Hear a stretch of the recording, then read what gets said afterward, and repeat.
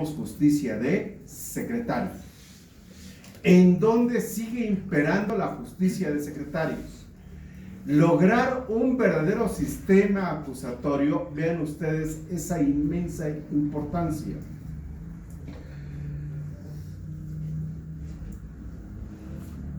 Como sustento de la condena, el artículo 20, apartado A, fracción octava de la Constitución, así lo refiere: una exigencia, una plataforma constitucional. Luego, la importancia de la etapa intermedia es en la que habrá de practicarse el ofrecimiento y admisión de los medios de prueba, así como la depuración de los hechos controvertidos que serán motivo del juicio. La depuración no quiere decir que se cambien los hechos, sino que se consensen esos hechos para estimar cuáles son los que constituyen el contradictorio, con el propósito de contar con el material de convicción obtenido con respeto a derechos fundamentales, relevante para la toma de la decisión judicial a partir de la valoración libre y lógica de la prueba, conjuntada con las máximas de la experiencia. En los exámenes que se practicaron, 4 exámenes para jueces del sistema acusatorio de los jueces federales, integré el comité académico. Estuve en la mayoría de todos esos exámenes. Estuve en el examen de todos ellos y en los programas. Una de las preguntas en la etapa oral a ellos era preguntarles esos extremos. Conceptualice, defina qué es la valoración libre probatoria, qué es la lógica, qué es la máxima de las experiencias, qué es duda razonable y qué es íntima convicción. Analicen ustedes esas preguntas. Analícenlas. Recuerden que nosotros emigramos de un sistema tasado, donde la ley nos decía qué pruebas tenían valor probatorio pleno. ¿Sí? La ley nos decía la documental pública, los cateos, y la inspección judicial y la indiciaria. Y todas las demás constituyen simples indicios. Respetuosamente, entonces, aquí el mandato de autoridad, de legalidad formal, la ley nos dice cómo valorar y no hay una libre apreciación. Es decir, mira, tú vas a valorar de esta manera. Oye, pero estoy viendo esto otro en el desarrollo de la prueba. Eso no importa.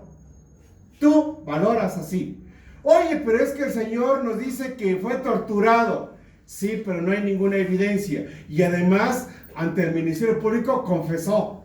Oye, pero es que dice que no hubo ningún abogado. No importa, lo tuvo después. Se puede advertir cómo ahora los jueces alcanzan lo que llamaríamos procesalmente la mayoría de edad.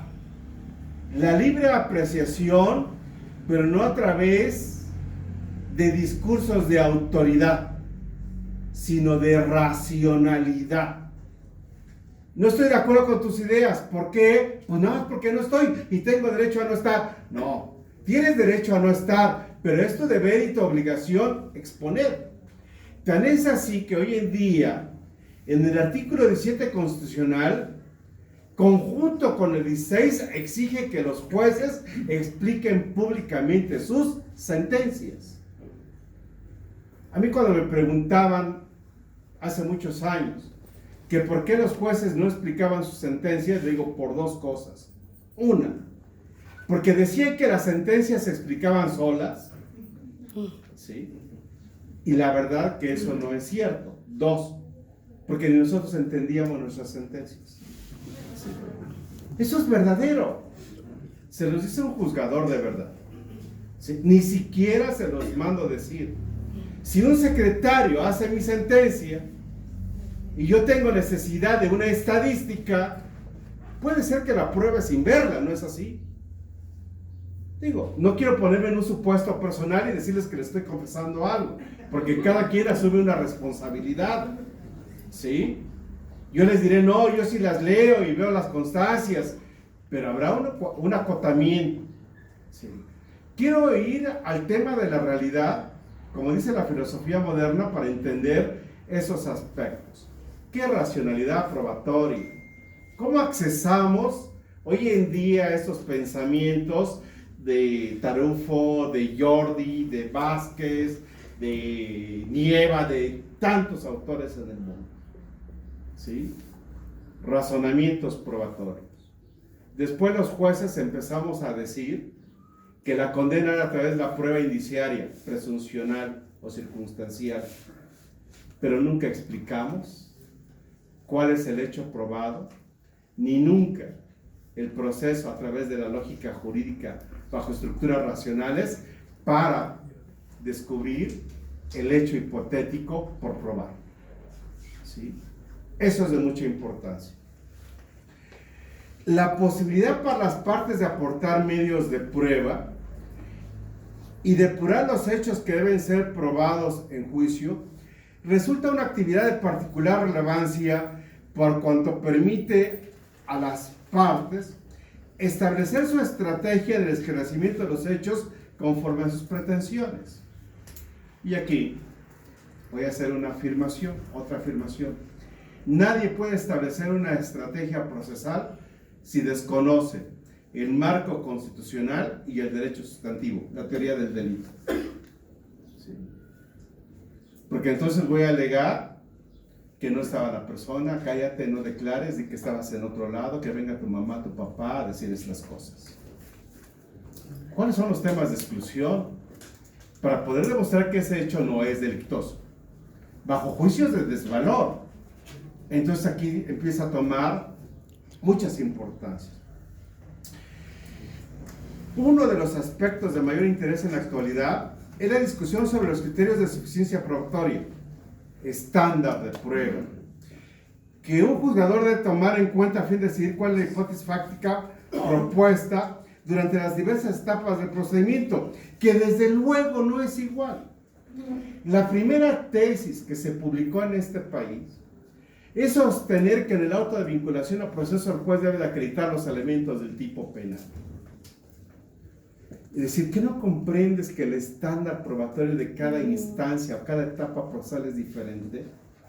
Ahora la ley nada más te pide datos de probabilidad que hay un hecho que es constitutivo de un delito y que el imputado participó, cometió el mismo.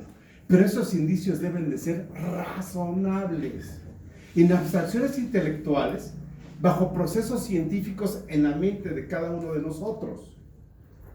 La constatación de los elementos del tipo corresponde a la etapa de la sentencia. Hay una etapa bajo estándar probatorio en donde la vinculación es una especie de autorización. En esa etapa de preparación para que el Ministerio Público siga investigando y pueda en la audiencia intermedia formular o no una acusación y llevar el medio probatorio bajo la construcción de las lógicas procesales. Pero eso se debe de entender perfectamente muy bien. No es librar una orden de aprehensión o una vinculación a proceso como un vaso de agua, que son indicios razonables. ¿Sí? ¿Cuál es la construcción? Cuando la defensa ni siquiera tiene acceso hasta un momento determinado de la carpeta de investigación. ¿Cómo pueden hacer postulados estructurales si no es bajo procesos verdaderamente científicos? La justificación del proceso es el conocimiento fáctico real que se conforma en una dialéctica de causas y efectos cognitivos, en la que se involucra en el juzgador procesos psicológicos y respecto de otros de formación correcta de pensamientos e imágenes que de los objetos son captadas y aprendidas por aquel, en los cuales se involucran los procesos lógicos en cuanto tienen que ver con la forma y contenido del pensamiento correcto. Esa es una dialéctica. La máxima de las experiencias nos evidencia como personas pensantes dilucidar los hechos que percibimos a través de los sentidos. Le podemos decir a un hijo, cuando escuchamos que discute con otro hermano y empieza a llorar el otro, vete a la recámara y te vas sin cenar. Y no le damos chance de contradictorio, ni de defensa adecuada, ni de presunción de inocencia, ni de ningún recurso. Estamos empleando la máxima de las experiencias. Ya sabemos quién eres. ¿Sí? De verdad que tenemos que discurrir en muchos de esos aspectos. El principio fundamental del materialismo dialéctico consiste, según Spirky, en su obra Materialismo dialéctico y lógica dialéctica, en el hecho de que el reconocimiento es un reflejo del mundo en la conciencia del hombre, inseparable del cambio del objeto del conocimiento en el curso de la práctica social. Conocimiento se vuelve entendimiento. El conocimiento después del entendimiento se desarrolla en praxis, pero es dar sentido a lo que hacemos. Una de las cosas que más han atacado del sistema acusatorio, que este es lineal, que es el culto a un expediente, y que hacer las cosas ir prosiguiendo sin contextos y sentidos intelectuales. Ahora aquí viene el desarrollo de muchas consideraciones y muchos cuestionamientos que nos deben de llamar la atención enormemente. La valoración racional de la prueba nos ubica en sentido estricto en un estado garantista de derecho, por cuanto la racionalidad es la exigencia de conocer y justificar el porqué de las cosas. De tal manera, toda decisión judicial debe de estar correlacionada a la valoración racional de la prueba, por lo que el juez habrá de hacer un juicio de iguales características que van desde la selección de la formación del conjunto de elementos de juicio, transitar por la valoración probatoria hasta la toma de decisión. Por eso la duda razonable, la presunción de inocencia y el razonamiento probatorio van de la mano. Está un hecho, está un tipo penal, está un estudio dogmático del tipo penal, está un listado de elementos probatorios. Esos elementos probatorios se conforman los de cargo y los de descargo. A través de la duda racional se confronta lo de cargo con lo de descargo. ¿Sí? Una a una las pruebas para ir logrando la convicción ya sin dudas. Hagan ese ejercicio mental. Justificatorio. ¿Sí? Y entonces se empieza a ver la racionalidad que podríamos llamar a priorísticamente la exigencia de dar la justificación, dar el motivo de una decisión. Además, públicamente. ¿Será que por eso se prefieren los juicios abreviados? No me escuchen. Fue un comentario nada más en voz alta. Averiguación de la verdad. El fin de todo conocimiento es alcanzar la verdad, lo cual se explica acorde a la filosofía aristotélica. Por el deseo natural del hombre de saber, la averiguación de aquella como objeto institucional de la actividad probatoria en el proceso judicial adquiere claro protagonismo al constituir uno de los temas de mayor trascendencia a lo largo de la historia. El criterio de legitimación del Estado en el ejercicio del derecho a castigar. Otra pregunta. El Estado tiene dos funciones, dos misiones importantísimas: el ius puniendi y la tutela de los derechos humanos. Me gustaría preguntarles a cada uno de ustedes cómo logramos la justificación del Estado, ¿sí?, en el objeto de sus dos pretensiones, como la balanza. Si establecemos un estado de control social, desproporcionamos la balanza. Si procedemos a un estado garantista, viene el desbalance. Nos hace falta lograr un equilibrio estructural en la función del propio Estado. Y esa es una pretensión que se pretende en todo el mundo, que se interesa. Por eso un lema es: justicia es acción en movimiento. Pero ¿cuáles serán los parámetros para llegar a la averiguación de la verdad o al conocimiento de los hechos? Si se concibe que a través de aquellos se establece la atribución de responsabilidad penal de una persona, ante lo cual en la mayoría de los casos puede generar la pérdida de la libertad, por lo que el problema de su determinación se erige en el problema central. Lo he reiterado 1000 veces. El problema del sistema procesal penal mexicano es un problema de legitimidad. Lograr que la sociedad mexicana tenga confianza y credibilidad en su sistema de justicia procesal penal es un pendiente de los que nos dedicamos a esta materia. A virtud que el concepto de verdad enmarca la coincidencia entre una afirmación y los hechos, y que en el sistema mexicano, cuando se hace referencia a la locución verdad, se erige el cimiento procesal para esclarecer los hechos. Esto es, para tener demostrada la estrategia de los sujetos procesales. Habremos de considerar la finalidad de la prueba y su elaboración a cargo del órgano jurisdiccional. Se traduce en el acercamiento a los hechos acaecidos, no como verdad material o histórica, sino como fuente e información de lo realmente ocurrido. La prueba, el dato, el medio, es información, es comunicación, es circunstancia, es acercamiento.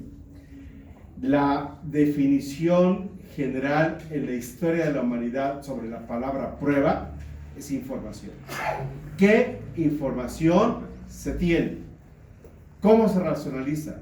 ¿Cómo se ofrece? ¿Cómo se recibe? ¿Cómo se desahoga? ¿Cómo se justiprecia? ¿Sí? Son de los temas de mucha importancia. Más aún cuando somos elegidos en una sociedad que hacemos, ¿sí? Lo que el profesor dice, lo que el sacerdote dice, lo que el papá dice, y porque así se dice. Y con todo respeto, porque todavía construimos una sociedad en la que somos súbditos de la ley, cuando todo el mundo construye y edifica el derecho, ¿sí? Diciendo lo que la ley dice. Una gran importancia, ¿sí? De la hermenéutica de nuestra propia formación. Resulta primordial que la necesidad de ese conocimiento se realice por medios reglados y debidamente legitimados por normas jurídicas, y a su vez constituir un límite al ius puniendi estatal.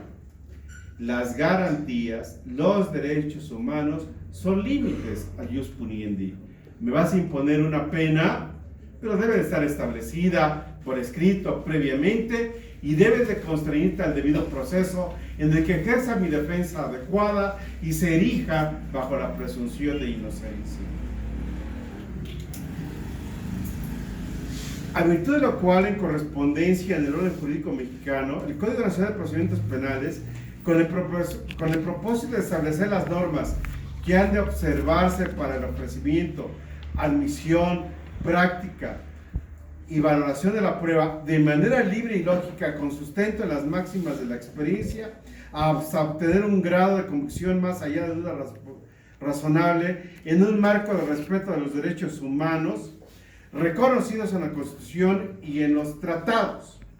Así lo precisa el artículo 2 del Código Nacional, aunado a que se asignará libremente el valor correspondiente a cada uno de los datos y pruebas de las pruebas adecuadamente el valor otorgado a las pruebas, y explicará y justificará su valoración con base en la apreciación conjunta, integral y armónica de todos los elementos probatorios. Cuando la ley dice explicará y justificará, ¿qué está diciendo? Debes de motivar tu razón. No vas a la fiesta, hija. Justifica, motiva, explícame. Porque soy tu padre. No, tú estás violando la racionalidad. ¿O no es así? Pero eso es importante. Justificar, explicar, es el sustento de la racionalidad. Y el juez tiene ese imperativo, tiene ese deber.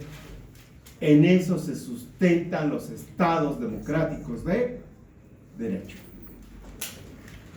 Y en este propio sentido, podríamos encontrar que ahora la ley nos dice: señores jueces, juristas de esta nación, a través de la libre apreciación de la prueba, han emancipado. Por eso el litigante debe de ir a la prueba. Ya no debe decir, pues como no me trajo ninguna prueba, no puede defender a su pariente. ¿Sí? Pues, si no me dijo cómo sucedieron las cosas. Conformar contradictorios en sistema acusatorio es muy interesante. En el ámbito penal, para llegar a ese entendimiento, la condición más importante es que los hechos han de ser establecidos correctamente a partir de datos, de elementos probatorios y la prueba en sí, que conforme al estándar correspondiente en cada etapa, son relevantes y pertinentes como condición necesaria para la correcta aplicación de las normas jurídicas sustantivas. A manera de ejemplo, si alguien dice que el arma estaba sobre la mesa, ¿ese enunciado será verdadero? Sí, y solo si el arma está efectivamente sobre la mesa. Por lo que el lenguaje se constituye así en reflejo de la realidad. Cuando le digo a mis secretarios, ¿cómo va el asunto? Dice, ya lo tengo resuelto. Digo, pásenme el estudio. Dijo, no lo tengo en la mente. Digo, entonces no hay nada todavía, ¿no? O cuando ustedes le preguntan a un alumno algún concepto, alguna idea. Cuando el profesor le pregunta a un alumno qué es razonamiento probatorio, lo que le está preguntando en el fondo, bajo la lógica formal, ¿cuánto has leído? ¿Cuántos autores conoces? ¿Cuántas ejecutorias has señalado? ¿A cuántos juicios has ido? Si el alumno dice, sí sé, lo tengo aquí, pero entonces no lo sabe. ¿Sí? La lógica formal precisa que el conocimiento da entendimiento y por ello sustenta la experiencia justificatoria de racionalidad. ¿Sí? Si no, entonces emitimos nada más juicios de valor. Yo creo, es mi criterio, así siempre se ha hecho, así lo digo yo, así dice el juez. ¿Sí?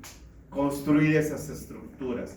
Por eso en el mundo se forma a los abogados como juristas para aprender a pensar a través del método del caso, bajo teorías generales, doctrinas, principios.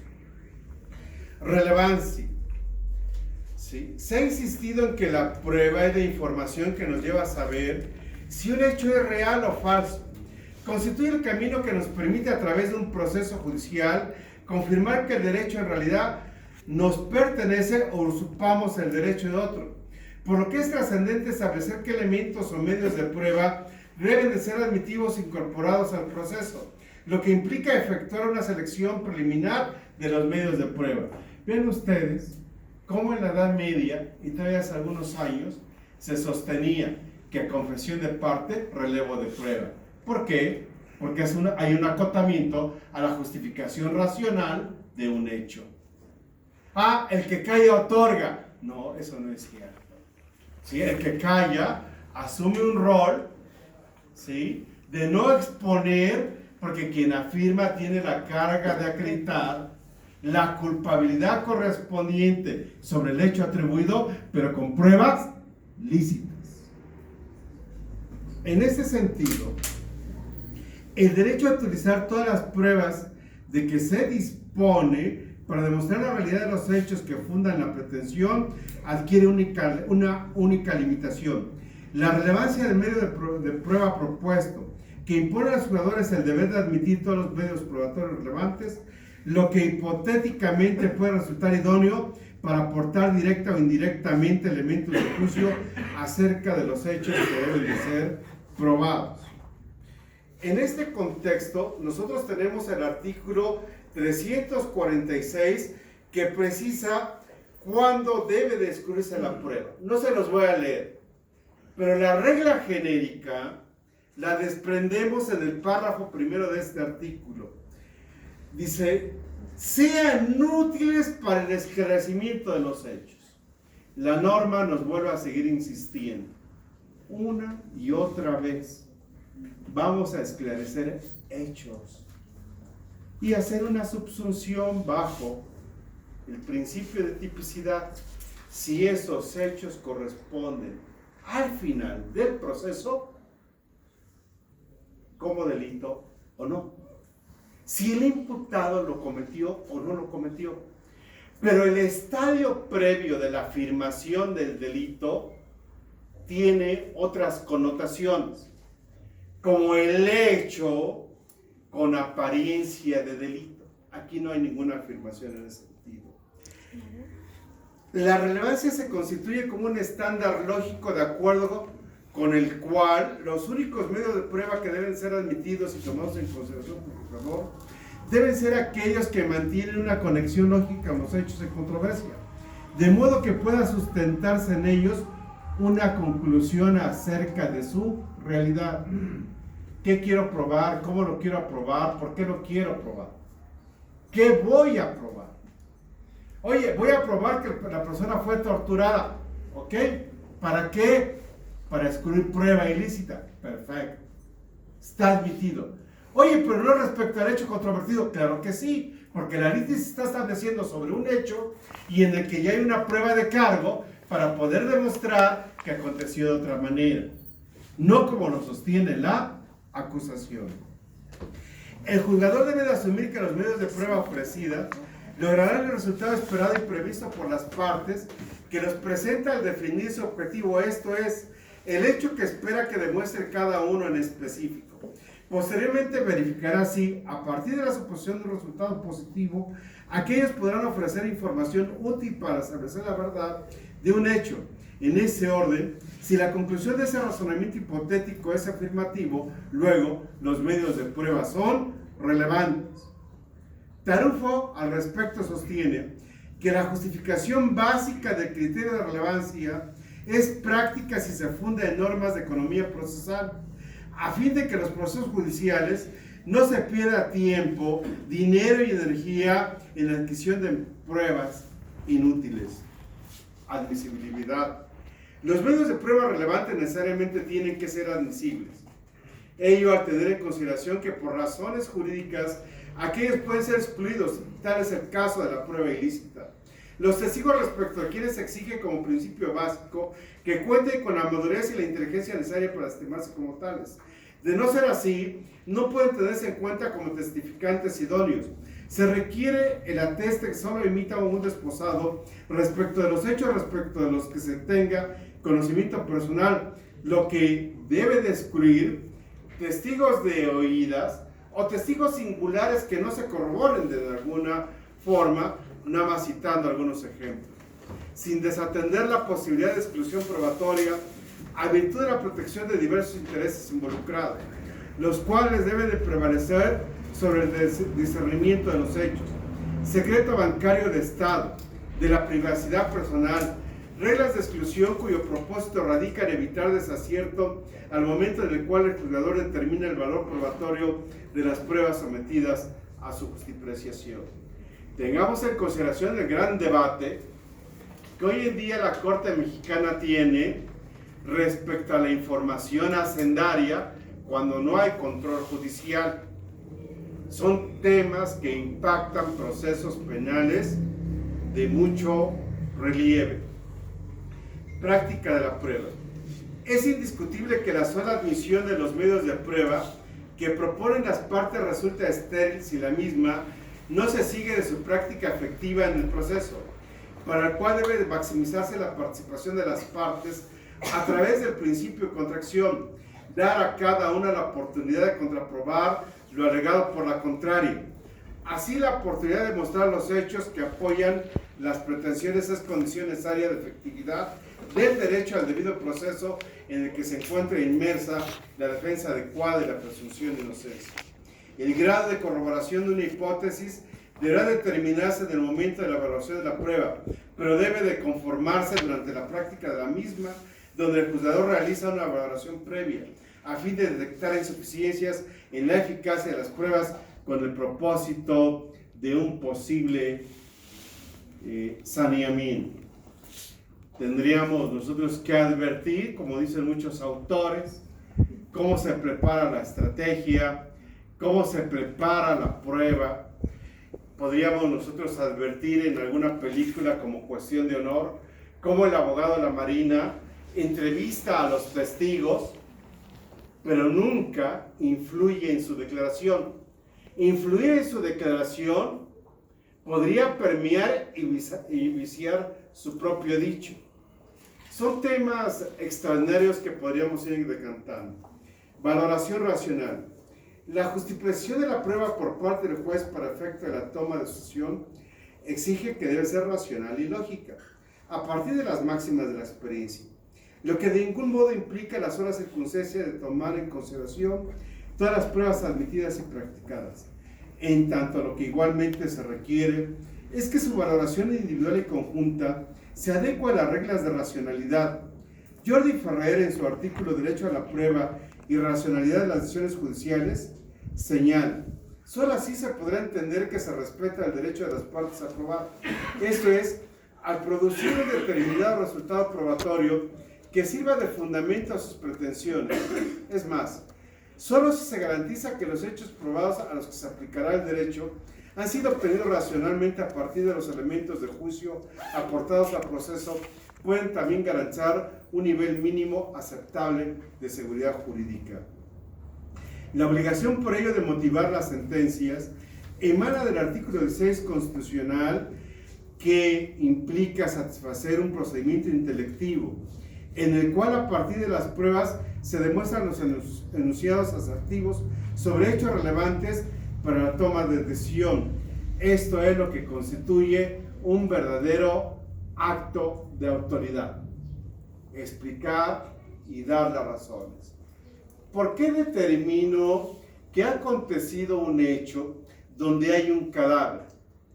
¿Cómo puedo accesar racionalmente, a través de la lógica y de las máximas de las experiencias y con el apoyo científico, que Juanito fue quien privó de la vida? Si no tengo una pericial que así lo determine, si no tengo su confesión y no tengo un testimonio imputativo, ¿cómo puedo accesar construyendo objetivamente a través de la racionalidad a un acerto de tal naturaleza? Y solamente es a través de una objetividad y no de suposiciones.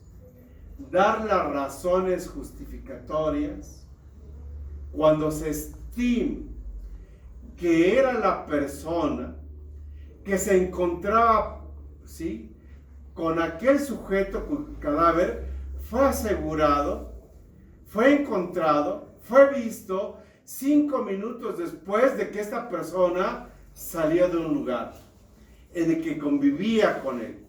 ¿Cómo podría accesar que fue quien le privó de la vida? ¿Cuál sería la diferencia estructural para ir abonando mentalmente a una afirmación en ese sentido? No hay una prueba de radiosonato de sodio que diga que él disparó un arma de fuego. No hay un testigo que diga que él le disparó a este, y mucho menos habrá una confesión. ¿Cómo puedo racionalmente, ¿sí?, inquirir sobre ese hecho, despejar sobre esa incógnita? Y eso es construir la racionalidad a través de los factores que se evidencien en los postulados de las partes.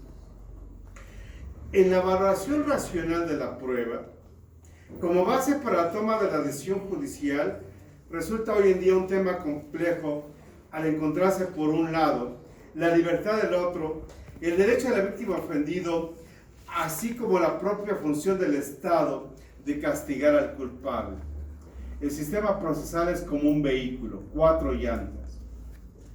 Tutela al inocente, castiga al culpable, protege a la víctima y esclarece los hechos. Si hay una llanta desinflada, ponchada o no llanta, no hay vehículo en funcionamiento. Por eso vean ustedes esa enorme importancia de constituirnos como un Estado-nación democrático de derecho, en donde exista un equilibrio justificatorio. En la dialéctica del debido proceso penal, la función del Estado y el garantismo. ¿Cómo equilibrar la propia funcionalidad? La justificación de la prueba en el momento concluyente de la actividad probatoria, en virtud de la cual ha de destacarse la prueba en tanto la presunción de inocencia, persigue la comprobación del objeto que promueve la actividad jurisdiccional. De ahí que en su condición de actividad concluyente se destina a determinar la verdad o falsedad de la imputación de la duda. Esto es, se encamina a determinar el resultado. La presunción de inocencia se erige, ¿sí?, como un derecho fundamental, como una regla de trato, como una regla de valoración probatoria y como una regla de juicio.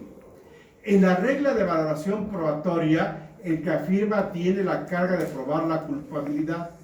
Y como regla de juicio, el juez solamente dictará sentencia condenatoria cuando la prueba de cargo supere la presunción de inocencia más allá de duda razonable e íntima convicción del juzgador.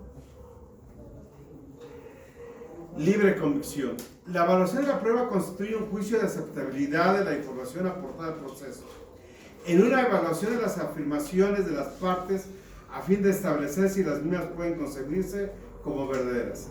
En tal sentido, la libre valoración de un criterio alternativo de la prueba, sino un principio que consiste en el rechazo de la prueba legal como suficiente para determinar por la que no impone ningún criterio de valoración, esto es, no dice cómo valorar o determinar la aceptabilidad de una hipótesis. En su caso, apertura la posibilidad de encontrar criterios racionales de valoración. La mejor forma de valoración racional es confrontar pruebas de cargo con las de descargo. ¿Sí? La declaración del testigo que imputa con la declaración del testigo de descargo. La pericial de cargo con la de descargo. La declaración del denunciante con la del imputado. Se van confrontando las pruebas para lograr que la presunción de inocencia fue ampliamente superada con la prueba de cargo. Basado en el esquema de confirmación, se entiende que la probabilidad lógica es una hipótesis que depende del apoyo que le aporten las pruebas con las que se está conectada a través de reglas causales. El esquema valorativo del grado de confirmación es el que mejor se adecua a la estructura de los problemas probatorios con los cuales el juzgador se encuentra. La existencia de una o varias hipótesis sobre los hechos de las causas y la necesidad de establecer sobre las bases de las pruebas disponibles cuál de ellas resulta más aceptable o atendible, lo que permite mostrar con mayor claridad los criterios centrales de aceptabilidad de la hipótesis, esto es, las condiciones que autorizan a considerar verdadera la versión de los hechos que se representan. Una hipótesis puede aceptarse